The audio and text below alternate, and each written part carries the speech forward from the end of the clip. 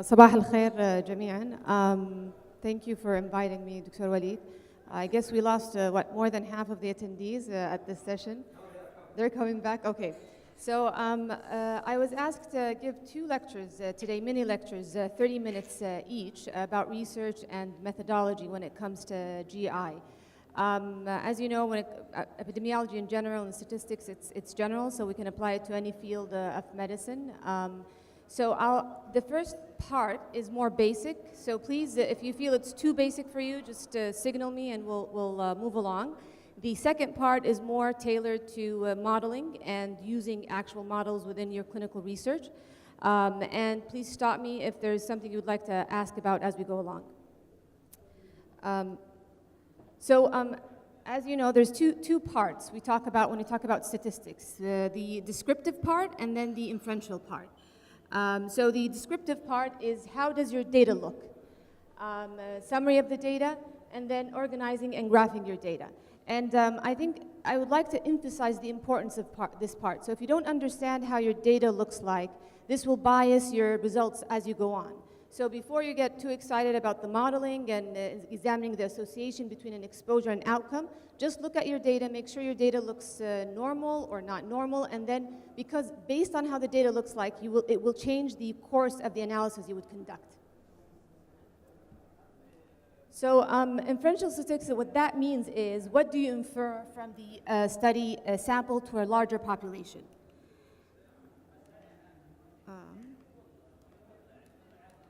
Okay, so when you talk about descriptive statistics, we talk about the central tendency,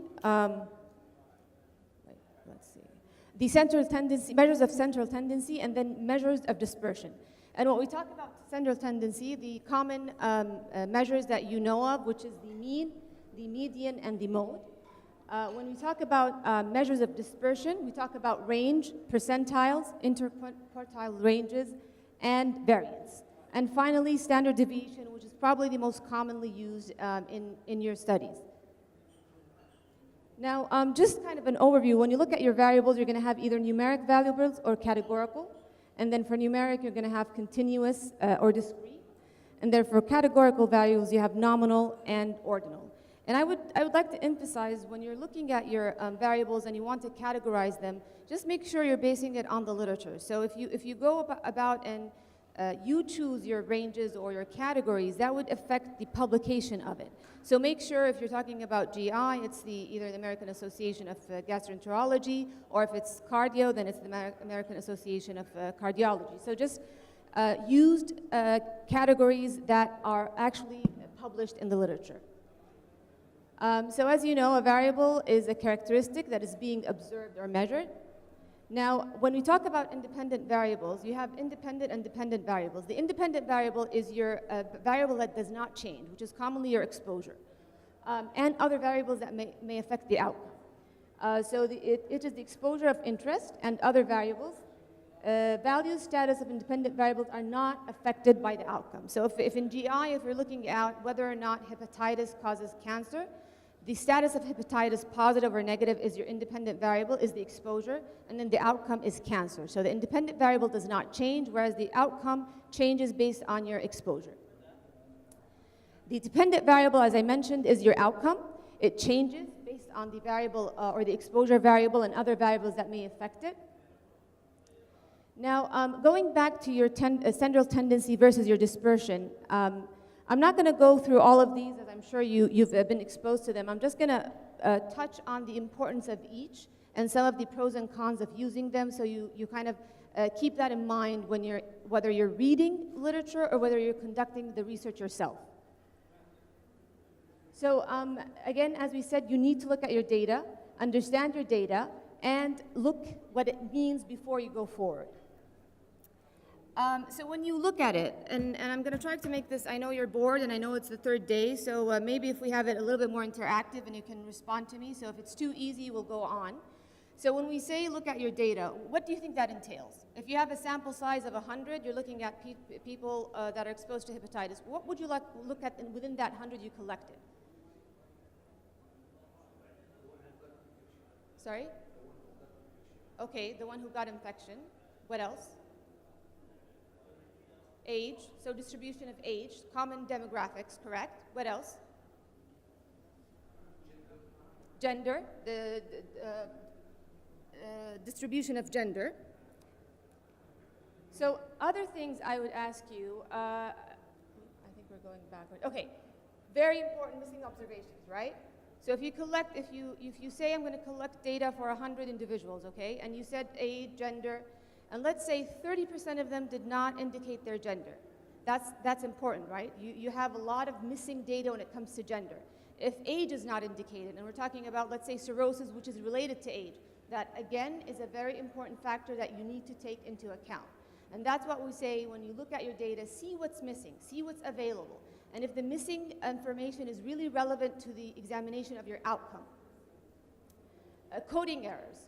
Again, and I think as clinicians, we sometimes rely too much on these statistical people, but if you don't understand what they're giving you, it's going to be difficult for you to see where are the errors, correct? So unless this statistician or epidemiologist is someone you really have been working on for a long time and you really trust their capabilities, then if they do something wrong and you don't actually understand the data, then the error or the bias will continue. So it's relevant for you. I know you're not going to understand every single coding they do, but in general. So if they give you data, the output, and there's missing, you need to ask them, where's the missing? How can we code it? What do we change about it? If they have coding errors, let's say you have hepatitis and then the level of the antigen within it is at a continuous level. If there's 1,000 instead of the range of it, this is a very abnormal reading. So you need to look into that, because if it's not taken out, it will really bias your results, right? So because let's say the mean, if you say the mean level of antigen within the serum, if you have 1,000, which is a coding error, it will inflate your mean and it will give you incorrect results.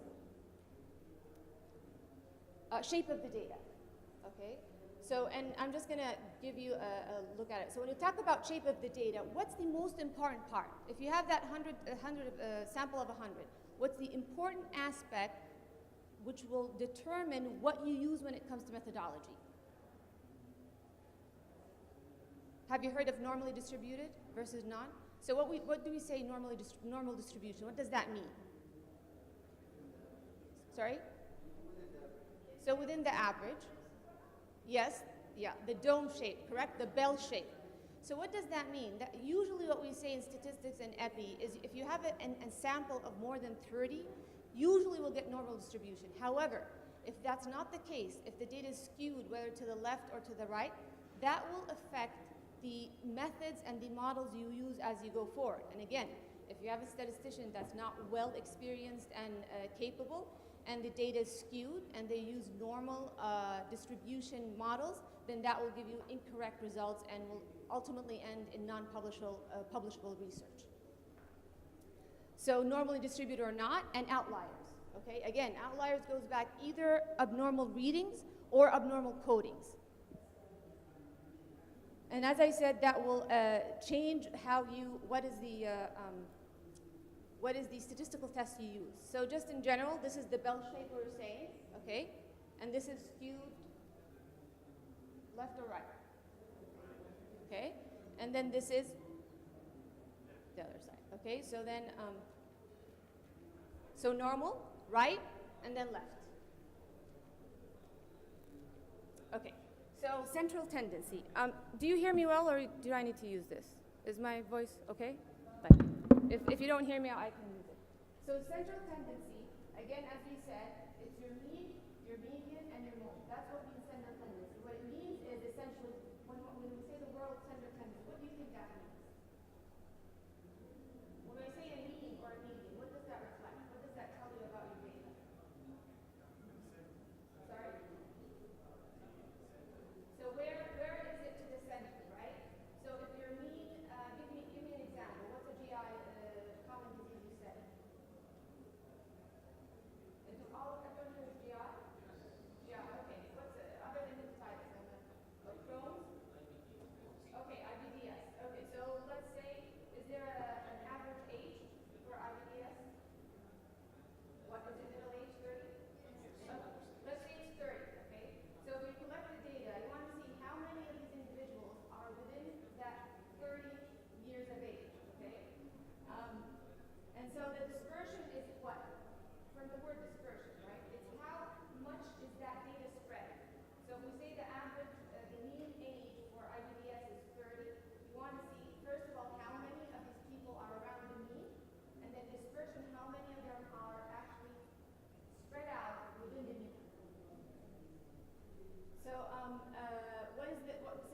said, it's the measure that identifies a single value as representative of the entire population.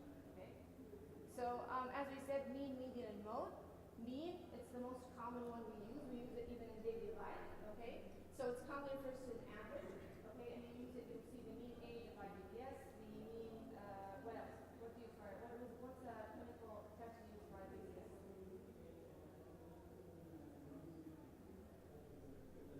Sorry? Is it what? Immunology. I'm assuming there's some immunology test that you use for it.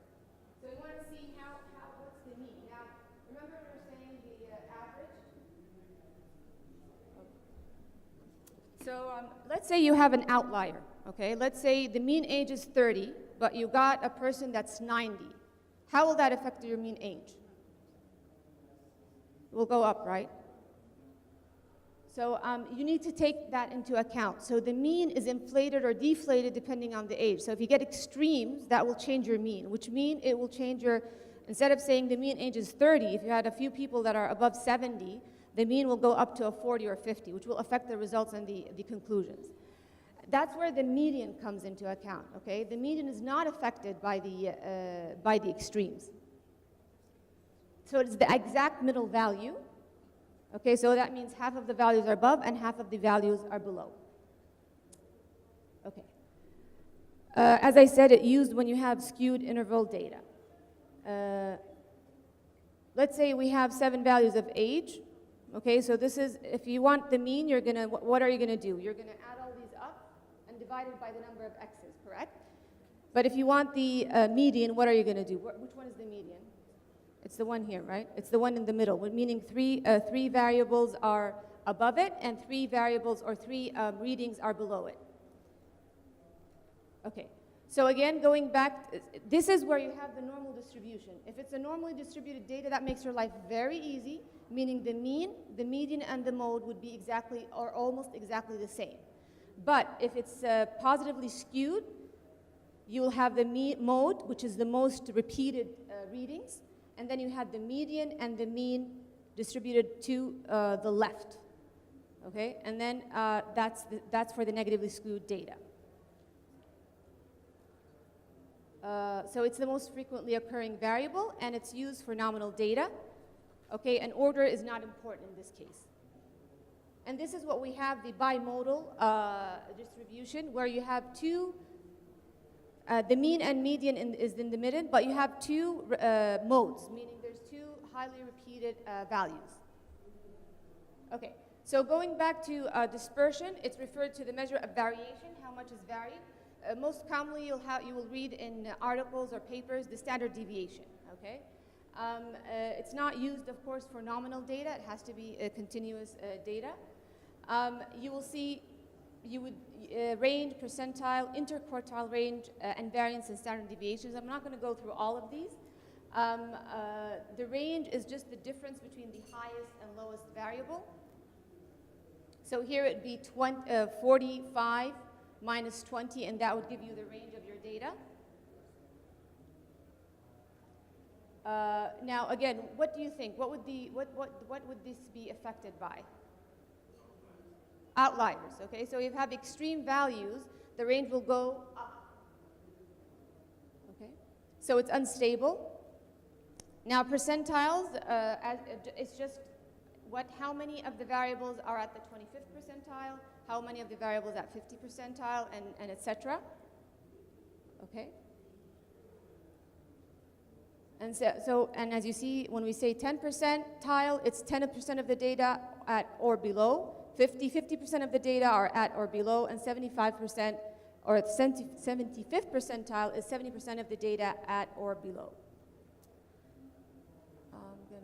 So here, 50%, the 50th percentile is equivalent to the median. The interquartile range, it's the difference between the ranges or the percentiles. So 75 minus 25. So you would take here the 25th or the 75th percentile, which is the age of 41, minus 23, and that will give you the interquartile range. Okay. what do you think, or how do you think this compares to the range? So the range, we said it's the highest value minus the lowest value, right? The interquartile range, what does it reflect? It reflects, when we said 25th, which means 25% of the values are at this value or below. 75th percentile, 75% of the values are at that or below. So how does it compare to the range? It's more stable because it reflects the number of actual variables. It's not just two readings, the highest and the lowest. The variance, it's to describe how far or close are the data from the mean. And the formula for that one is the variance equals the sum of the difference between each variable minus the mean squared divided by the total number of samples. So if it's 100 minus 1. What's the difference between the variance and standard deviation? So you always read in papers, usually we use the standard deviation. Do you know why it's used instead of the variance? So if you're talking about age, the variance of age would be the difference between the mean. So if the mean is 30, you would deduct it from each number. So if you have a person who's 25, you would say 30 minus 25 squared, right? So the end result will be age squared. Does that make sense clinically? No. So that's why we use standard deviation. Standard deviation is the variance, but square rooted. Okay, so that's why standard deviation is used in clinical practice, because it makes sense. So age squared, and then years squared. So then we take the square root, and that gives us the standard deviation. Okay. Okay, so standard deviation is the square root, as I said. Has the same unit as your original data, and that's the formula for standard deviation. Okay, what does it mean when you see a small standard deviation versus a large standard deviation? When you conduct research, would you want the standard deviation to be small or large? Small. What does that mean when it's small? Accuracy. It's more accurate, right? So the larger the data, the more dispersed the data is, and the less the significance of the data would be smaller. So it's the most important measure of variation.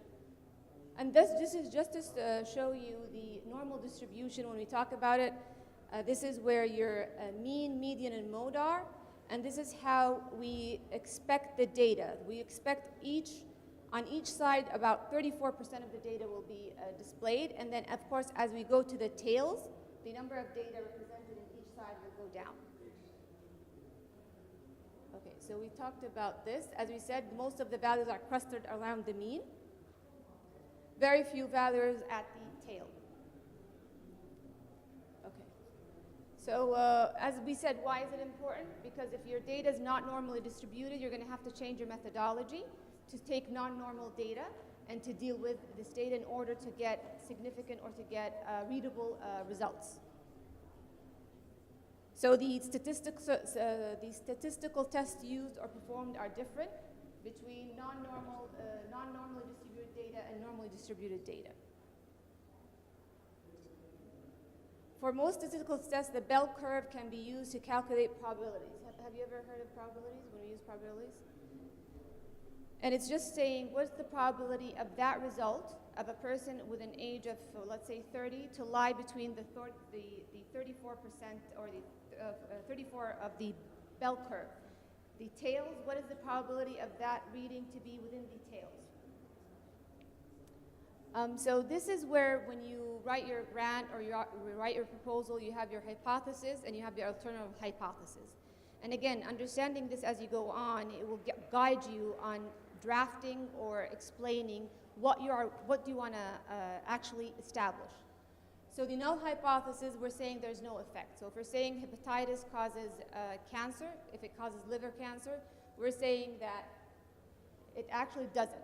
Having hepatitis does not cause cancer, and that's your null hypothesis. The alternative hypothesis is saying that hepatitis actually causes cancer. So meaning that if the means are the same or the odds are the same or outcome and no outcome are the same when it comes to null hypothesis, alternative hypothesis means they are not the same, meaning if you're exposed to hepatitis, your results for cancer will be different when you're not exposed to hepatitis. Okay, you always hear in clinical practice when we say false positive and false negative, right? So when we say false positive, that means we're getting a type 1 error, which means we're rejecting the null hypothesis, okay? We are saying two means are different when they are not, okay? That's what we say false positive, and that's your type 1 error. Type 2 error, we're saying it's false negative, meaning what are we saying? We fail to reject the null hypothesis, which means that the two means are not different when they, in reality, they actually are. So measure of association. A measure of association estimates the association between exposure and outcome. A measure of association is not the measure of statistical significance. So when we use the p-value, which is the statistical significance, it does not mean whether or not it's associated or not. It's just saying that that p-value is below a level you actually stated at the beginning of your research. So examples of risk measures of association, risk ratio, rate ratio, an odds ratio, and a proportionate mortality ratio. These are just examples. I'll go on to talk about the odds ratio, and I think that's one of the common measures of association used in clinical research. So just in general, when you say a relative risk or a risk ratio, what does that mean? Or what's the definition? It compares the risk of an outcome in one group to the risk of the same outcome in another group. Again, going to when we talk about hepatitis, you're comparing the outcome of cancer in people with hepatitis to the outcome of cancer in people with no hepatitis. The differentiating factor between these two is the exposure. This is just how to calculate it mathematically. So what does it mean? It means that the risk of outcome over time is X times as great in the exposed compared to the unexposed. Clinically speaking, if you have a person that had hepatitis for, let's say, 10 years, it means that the risk of getting cancer is, let's say, 5 times as great in the exposed people with hepatitis as it is in people with no hepatitis. So that's you telling your patient, if you have hepatitis, you're 5 times, 3 times as likely to get cancer as to people who do not have hepatitis. Odds ratio, what is it? It's the estimation between exposure and outcome. And it's commonly in this case. So it's you're actually multiplying the exposed with the outcome, multiplied by the non-exposed with no outcome, divided by the no outcome and exposed with the no outcome and no exposure with outcome, and that gets your odds. So in other words, what we're saying here is again, if we're talking about hepatitis, you have 1.5 times the odds of getting cancer in people with hepatitis compared to people with no hepatitis. So these are the measures of association. And then we'll go on to talking about modeling. Is there any questions about this section? No? Okay.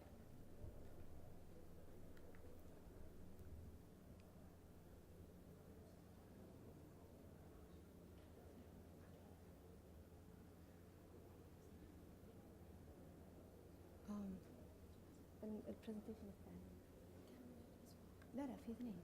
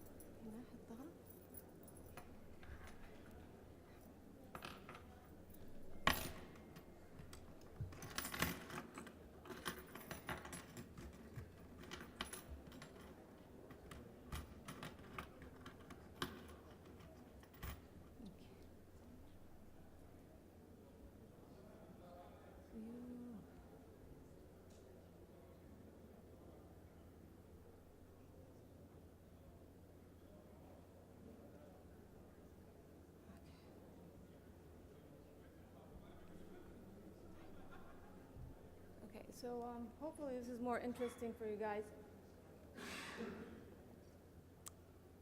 So once you have your data, you looked at it, you corrected for coding error, you corrected for missing data, you figured out whether it's normally distributed or non-normally distributed. Now you go to the analysis part. To do analysis, you do the bivariate, multivariate, and then you look into confounding. So the bivariate analysis, and as I said, this part is what we said in the previous study. Looking at your data. When you talked about age, you want to look at age. You want to look at distribution of age. What are the missing variables of age? Looking at gender. How many females versus males? Is there missing data when it comes to gender? That's your univariate analysis. The bivariate analysis is where you look at each two variables. So if you're talking about, again, going back to the example of hepatitis, the association of hepatitis with age, association of hepatitis with gender, and then looking at gender and age. That's what we mean about bivariate analysis. So it looks at all your variables, whether it's the exposure, the other variables other than the exposure, and your outcome, and looking at those relationships. The final step, which is your multivariate analysis, is where you conduct your, whether it's looking at logistic regression, linear regression, or multivariate analysis and a more survival analysis. So that's the multivariate analysis part. So the bivariate analysis is looking at your independent variable, as we said, and the outcome, purely, just these two. So looking at the exposure of hepatitis with the outcome of cancer, without any other variables in account. And that's what we look at bivariate analysis. Okay, this is quite complex, but I think this is a very important slide for you guys to always have. It just guides you. What are the tests that we use when it comes to bivariate analysis? Depending on how your exposure or how the variables are, when it's talking about categorical, binomial variables, continuous variables, what are the type of tests we're going to use? So, and this gives you an example. When you get a categorical exposure and a categorical outcome, if either of them have more than two categories, we're going to use Pearson's or t-test. If there's only two categories, you're going to use Pearson chi-square, Fisher exact. You can use a risk ratio and odds ratio. If you have a categorical exposure and a continuous outcome, again, you're going to have normal, non-normal outcomes. When we said the distribution, whether it's bell-shaped or non-bell-shaped, and accordingly, as you can see, your test will vary. So if it's if it's normal, you will use two-sample t-test or a pair t-test.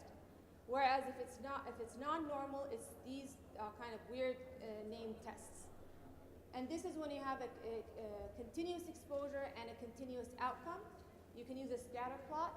You can use, if it's a normal one, simple linear regression, Pearson's correlation. If it's non-normal, you can use Spearman's correlation.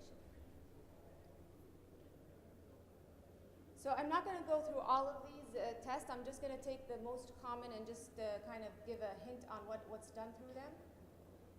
So if you have exposure and outcome that are two categories, and exposure that are commonly seen in studies, which is again, like if we say hepatitis, yes, no, cancer, yes, no, there's only two possibilities, okay? So let's say we're looking at smokers. So either they're smokers or non-smokers. If we're looking at lung cancer, either they have lung cancer or they don't have lung cancer. So in this case, again, going back to the table, these are the only four possibilities you will get. Either they're exposed with an outcome, exposed with no outcome, not exposed with an outcome, not exposed with no outcome. So when you look at remember two categories, exposure is two categories, outcome is two categories, you will do Pearson's chi-square. You can do Fisher exact, a risk ratio, or odds ratio. And the table I just showed you is for odds ratio. So what does this say? It's the most common chi-square test used in statistics. It tests how comparable are the observed frequency to the expected frequency. Okay? It examines the association between two categorical variables. So, is there an association between smoking and having a stroke? The null hypothesis says there is no association. The alternative hypothesis, there is an association. So again, when we talk about the two categories, so two sample t-test and paired t-test, as you can see, if it's non-normal, it changes. If you have exposure more than two categories, then you can use one-way ANOVA. If it's non-normal, you use this Kruskal-Wallis test. So two sample t-test, I'm assuming you've heard of that. Again, it's one of the most common statistical tests used. So again, going to the same example, what does it mean? It means you're looking at distribution into categories or two or more. The outcome, it has endless possibilities, meaning, let's say we're talking about cholesterol. So if you're looking at smokers, level of smoking, and you're looking at cholesterol, endless possibilities. It's not either yes or no. So it could be medium, low, or high. It could be age or weight. Again, let's say BMI, different values of BMI. So again, categorical exposure and continuous outcome. So what are you comparing? So again, because this is continuous, so if we're talking about cholesterol, you're looking at the mean of, let's say, HDL. Does the mean of HDL differ between different levels of smoking or not? That's what we're looking at. It's the mean. It's not yes or no at this point. Is the mean different? Is it significantly different or is it not significantly different? So if we are comparing the difference of means for continuous outcomes and two binary exposure, comparing mean glucose level of diabetics on treatment and diabetics not on treatment. Okay. So what are you saying? Again, another example, is there a difference in total cholesterol level among smokers and non-smokers? So if let's say the mean of cholesterol is 100 and we compared it between smokers and non-smokers, in smokers it's 150 and in non-smokers is 100. And the p-value is 0.05. What does that mean?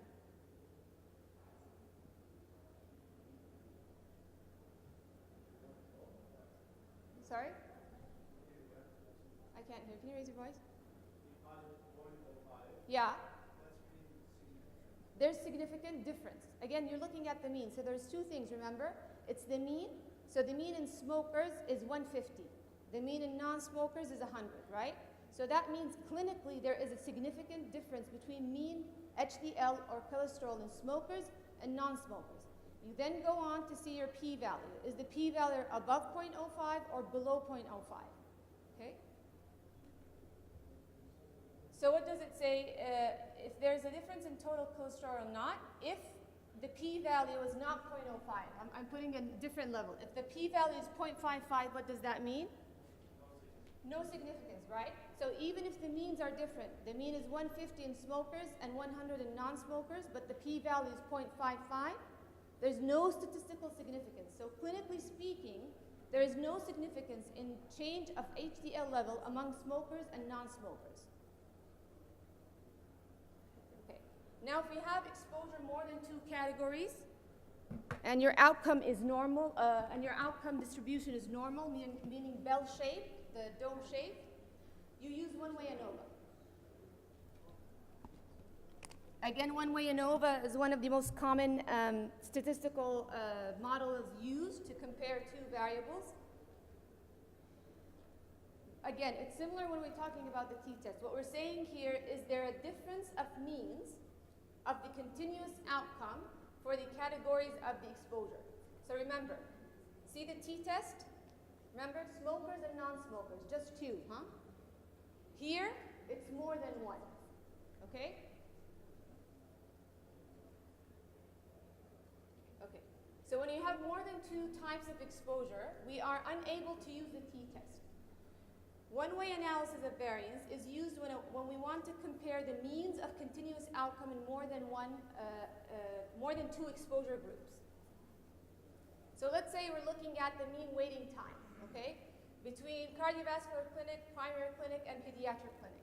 How much time are they waiting in the clinics? We have three categories of exposure, and then we have the outcome as a continuous variable, time, okay, minutes. Another example, does the mean cholesterol level differ in diabetics, non-diabetics, and gestational diabetics? Three types of diabetes. Is the mean glucose level different? Is the mean cholesterol level different? So the outcome is a continuous variable, your exposure is 3 different categories. So the null hypothesis, mean is the same. Glucose level is the same. That's the null hypothesis. The alternative hypothesis, there's a difference among the 3 categories. So if your statistician gives you the results and tells you the p-value is below 0.05, what does that mean?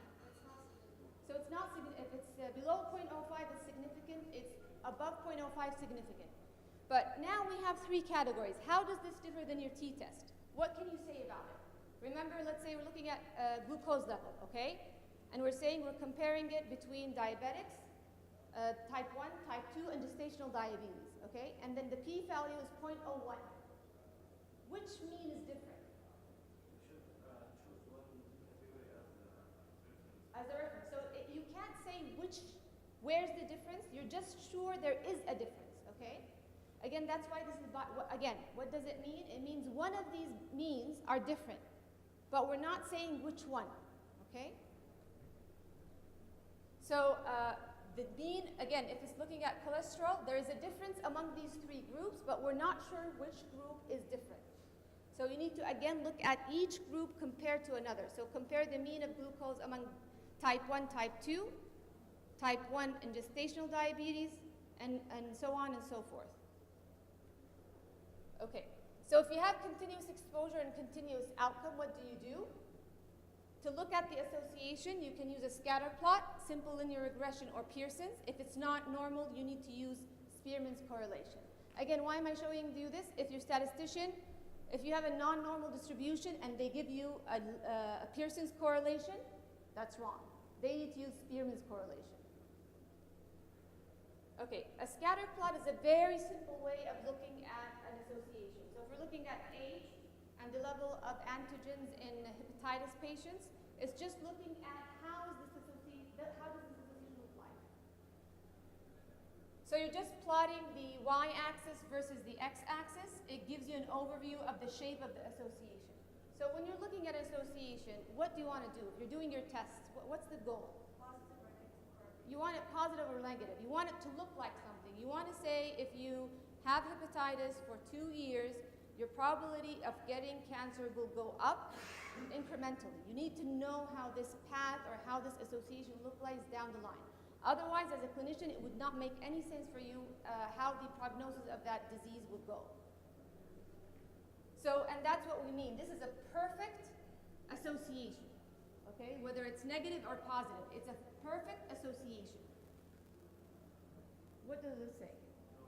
Nothing. We don't know what's going on. We don't know what the having an exposure, how does it affect an outcome? We have no clue what's going on. So this doesn't make any sense clinically to us. Okay. So once you plotted it as a scatter plot, then you look at simple linear regression. Linear from the word linear, meaning you want it to look like this, okay? So if you do your scatter plot and it looks like this, would it be linear? It's not going to be linear, okay? So moving on to a linear regression, it's used when both the exposure and outcome are continuous. Simple indicates that we are using only one independent variable. Remember, this is bivariable. So again, if you're looking at the exposure to high lipid levels and cirrhosis, okay? When you look at cirrhosis, it's either yes or no. You can't use this, okay? It needs to be both exposure and outcome are continuous variables. The aim of the model is to see if there's an association between the outcome of interest and the exposure of interest. So a scatter plot describes the visual association, whereas your linear regression describes the mathematical association, okay? So, and this is your formula, or this is the, for it. So y is your outcome. Give me an outcome, a continuous outcome in GI. What's a continuous outcome in GI? Remind me, it's been, cirrhosis is either yes or no. What's a continuous outcome in GI? Enzyme levels. What do you have an enzyme level that indicates an outcome? Abnormal LFTs. What are they? Give me an example. AST, AMP. Okay. So what causes it? Alcohol level? Does smoking cause it? Alcohol level, okay?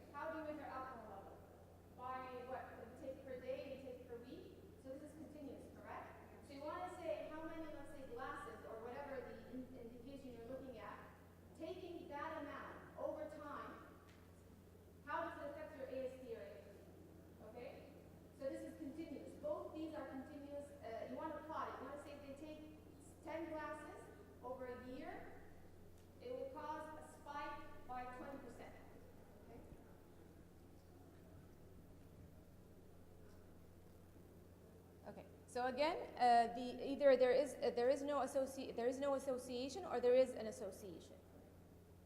So in conclusion, again, I would remind you about this. Again, I understand that as clinicians, you may not understand all the intricacies of statistics, but if you have this in front of you and your epidemiologist or statistician goes rogue, you can actually figure out what's going on. So multivariate analysis, what does that mean? Now you're going back to the final modeling, okay? So you're putting in your formula everything you think as a clinician affects, meaning you have your exposure. Again, if we go back to looking at hepatitis and cancer, liver cancer, you look at other variables, age, gender, lipid levels, anything that may affect the association. So you look at your type of model, you look at confounding and interaction. And just a reminder, logistic regression is used when you have a dichotomous outcome, cancer, no cancer. Multiple linear regression is when you have a continuous outcome. So most common used in dichotomous outcomes, it assesses the association between a number of independent variables and the probability of having an outcome. This is your formula used. Again, you're taking into account, as we said, all the things that may affect your outcome. So the null hypothesis means that the odds is 0, or the odds is 1, sorry. There is no change. Your odds of getting cancer does not increase. The alternative hypothesis is there's a change in the odds of getting cancer depending on your exposure and other variables. Okay. So that's for dichotomous outcomes. For continuous outcomes, we look into or we use multiple linear regression, which is same as the simple linear regression. You're just taking into account the other variables. So again, one dependent variable, and then the rest of your independent variables, okay? So you're taking account of all the x's that affect your y. Okay? So dependent variable has to be continuous, like liver enzymes, if you're measuring liver enzymes. And dependent variable can be both dichotomous and continuous. This is the formula, okay? The y estimated the value of your y, your outcome. The b is or the beta is your intercept. The x's are all your independent variables, and then your beta is your coefficient. Again, so just an example, describe the joint effect of age, gender, smoking, and race on the level of total cholesterol. So these are your variables, and this is your outcome. So these indicate smoking, age, gender, race, and then your y is talking about your cholesterol level. Okay. And this tells you, this is your p-value. I'm just giving you an example what you see if your statistician gives you. If your p level is below 0.05, that's saying there is an association between being exposed to cholesterol or the level of cholesterol and these different variables. So in that example, we're saying there is a statistically significant association. At least one of these variables affects or is associated with the level of cholesterol. Okay? Then, as we said, the bivariable part, you want to examine and see which one of these variables has the highest association resulting in an increased level of lipids. This is the same example. Okay, I'm going to round up with confounding. What confounding means is your risk factors, okay? Again, when you look clinically at a patient, it's not one thing that causes the result, right? There's a number of things.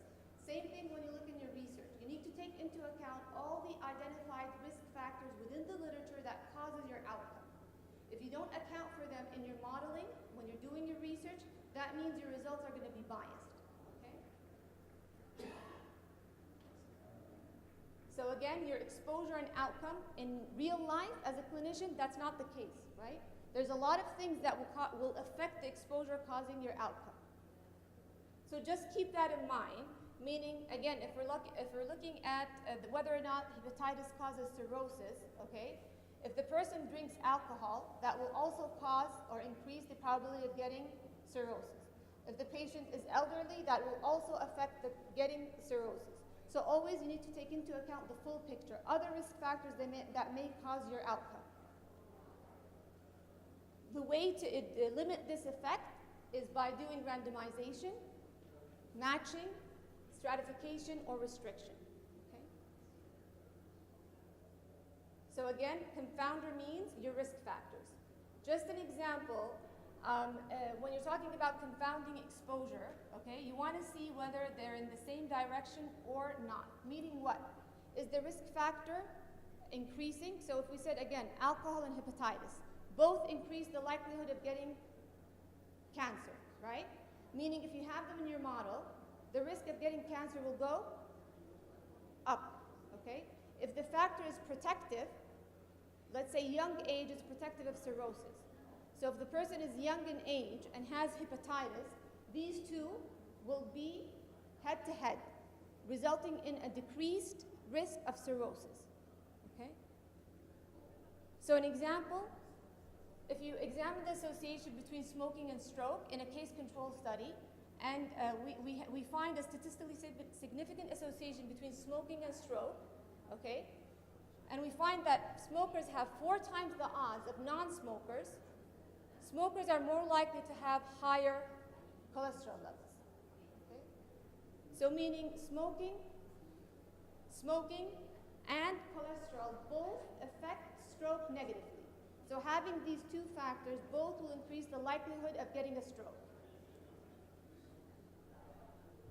So if you model this versus this, what do you think will happen? If I only account for smoke, would the odds or the risk of getting stroke here be higher or lower? Here will be less, right? Because you're not taking into account the level of lipid. Okay. So here is the adjusted one. Here's the crude one. The crude one does not take into account the people that have cholesterol. Okay. I guess that's it. Okay. I think we're about time. Any questions? No? Okay. Thank you.